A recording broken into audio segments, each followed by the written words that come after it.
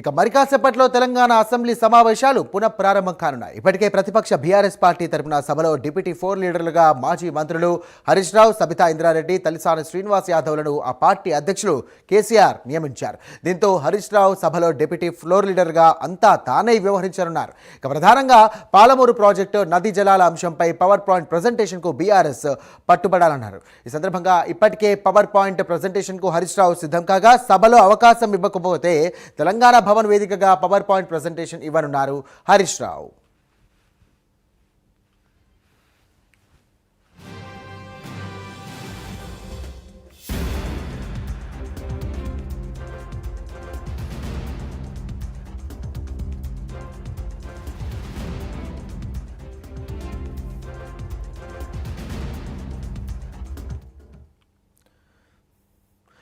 నేడు తెలంగాణ అసెంబ్లీ సమావేశాలు జరుగుతున్నాయి. దీనికి సంబంధించి కూడా వాడి వేడ చర్చ జరిగేటట్టుగా కనిపిస్తుంది. ఎందుకంటే ఇటు ప్రభుత్వం 5 బిల్లులు కూడా కీలకంగా తీసుకొస్తుంది. మరి బీఆర్ఎస్ అధినేత కేసీఆర్ ఈ సభకు వస్తారా రారా, లేకుంటే అన్నీ తానే హరీష్ రావు దీనిపైన కూడా స్పందిస్తారా అనే అంశంపైన పూర్తి వివరాలు అందజేయడానికి మా కరెస్పాండెంట్ చందు రెడీగా ఉన్నారు. చందు, చెప్పండి, ఈరోజు జరగబోయే అసెంబ్లీ సమావేశాలు చాలా వాడి వేడిగా జరిగేటట్టుగా తెలుస్తున్నాయి. మరి బీఆర్ఎస్ స్టాండ్ ఎలా ఉండబోతోంది? సాయిరాం, ఈ రోజు నుంచి తిరిగి మళ్ళీ అసెంబ్లీ సమావేశాలు ప్రారంభం కానున్నాయి. అయితే కేసీఆర్ సభకు హాజరయ్యే అవకాశం కనిపించడం లేదు. ఆయన 29వ తారీఖు నాడు అసెంబ్లీ సమావేశాలకు హాజరై వెంటనే ఆయన వెళ్ళిపోయారు. ఆ తర్వాత ఒకరోజు మాత్రమే నందినగర్ నివాసంలో ఉండి ఆ తర్వాత ఆయన తన వ్యవసాయ క్షేత్రానికి కూడా వెళ్ళిపోయారు. అయితే ప్రధానంగా అసెంబ్లీలో బీఆర్ఎస్ ఫ్లోర్ లీడర్లుగా హరీష్ రావు, తలసాని శ్రీనివాస్ యాదవ్, సబితా ఇంద్రారెడ్డిని కూడా కేసీఆర్ నియమించారు. కాబట్టి హరీష్ రావే డిప్యూటీ ఫ్లోర్ లీడర్గా అన్నీ తానే కూడా వ్యవహరించబోతున్నారు. ఇప్పటికే అసెంబ్లీలో ఈరోజు ప్రధానంగా పాలమూరు రంగారెడ్డి ప్రాజెక్టు నదీ జలాల అంశం పైన ప్రజెంటేషన్కు పట్టుబట్టే అవకాశం చాలా స్పష్టంగా కనిపిస్తూ ఉంది. ముఖ్యంగా ఇప్పటికే ఈ పవర్ పాయింట్ ప్రజెంటేషన్కు హరీష్ రావు పూర్తి స్థాయిలో ప్రిపేర్ అయ్యారు. ముఖ్యంగా సభలో అవకాశం కనుక ఇవ్వకపోతే తెలంగాణ భవన్ వేదికగా ఈరోజు సాయంత్రం పవర్ పాయింట్ ప్రజెంటేషన్ ఇవ్వాలని కూడా హరీష్ రావు నిర్ణయించినట్టుగా కూడా మనకు తెలుస్తూ ఉంది. ప్రధానంగా ఈసారి అసెంబ్లీ సమావేశాల్లో ఖచ్చితంగా నీళ్లపై మంటలు అయితే చెలరేకపోతున్నాయి. నీళ్ల విషయంలో 2 పార్టీలు కూడా తగ్గేదేలే అన్నట్టుగా కూడా వ్యవహరిస్తున్నాయి. నిన్న ప్రజాభవన్లో ముఖ్యమంత్రి రేవంత్ రెడ్డి, అదేవిధంగా ఇరిగేషన్ శాఖ మంత్రి ఉత్తమ్ కుమార్ రెడ్డి కూడా ప్రజెంటేషన్ ఇచ్చారు. ముఖ్యంగా బీఆర్ఎస్ను పూర్తిస్థాయిలో విమర్శలు చేసిన పరిస్థితి కనిపించింది. ముఖ్యంగా కృష్ణా జలాల వ్యవహారానికి సంబంధించి గతంలో 512 టీఎంసీలు ఆంధ్రాకు, 299 టీఎంసీలకే తెలంగాణకు ఆ సంతకం పెడుతూ కేసీఆర్ నిర్ణయం తీసుకున్నారు.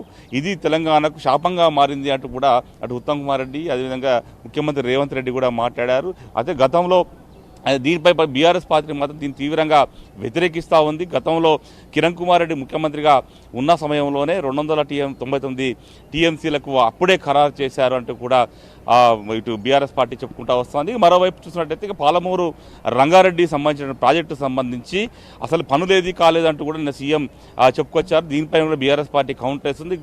ముఖ్యమంత్రి రేవంత్ రెడ్డి అన్ని అబద్ధాలు మాట్లాడుతున్నారు. ప్రధానంగా ఇప్పటికే 90% పనులు పాలమూరు రంగారెడ్డి ప్రాజెక్టులో పూర్తయ్యాయి. 10% పనులు చేపడితే ఆ ప్రాజెక్టు పూర్తవుతుంది. ముఖ్యంగా అటు పాలమూరు జిల్లా, అదేవిధంగా రంగారెడ్డి జిల్లాకు నీళ్లు వస్తాయి, రైతులంతా కూడా సంతోషంగా ఉంటారు అనేటువంటి విషయాన్ని కూడా వాళ్ళు చెప్తున్న పరిస్థితి కనిపిస్తుంది. గతంలో పాలమూరు రంగారెడ్డి ప్రాజెక్టు 91 టీఎంసీలకు సంబంధించి నీళ్ల కేటాయింపుకు సంబంధించి జీవో అప్పుడున్నటువంటి బీఆర్ఎస్ ప్రభుత్వం ఇస్తే ఇప్పుడు 45 టీఎంసీలకే దాన్ని కుదించి కేంద్రం వద్ద ఉత్తమ్ కుమార్ రెడ్డి ఒప్పుకొని వచ్చారంటూ కూడా ఇటు బీఆర్ఎస్ పార్టీ చెప్తా ఉంది. ఇక మరోవైపు చూసినట్టయితే పోలవరం బనకచర్ల సంబంధించిన ప్రాజెక్టు ఏదైతే ఉందో ప్రాజెక్టు సంబంధించి గతంలో బీఆర్ఎస్ పార్టీ ఒత్తిడి మేరకు దాన్ని వెనక్కి తీసుకున్నారు. కానీ అటు కాంగ్రెస్ ప్రభుత్వం తమ విజయంగా చెప్పుకుంటుంది. కానీ ఇప్పుడు మళ్ళీ నల్లమల సాగర్ రూపంలో తెలంగాణ గుదిబండలా మారబోతుంది. తెలంగాణ నీటి హక్కులు కోల్పోతున్నాం. ముఖ్యంగా నల్లమల సాగర్ కనుక నీళ్లు పట్టుకెళ్తే తెలంగాణ ప్రయోజనాలు దెబ్బతింటాయనేటువంటి అంశాన్ని కూడా బీఆర్ఎస్ పార్టీ లేవనెత్తుతుంది. దీనికి కారణం తెలంగాణ గవర్నమెంటే, ముఖ్యమంత్రి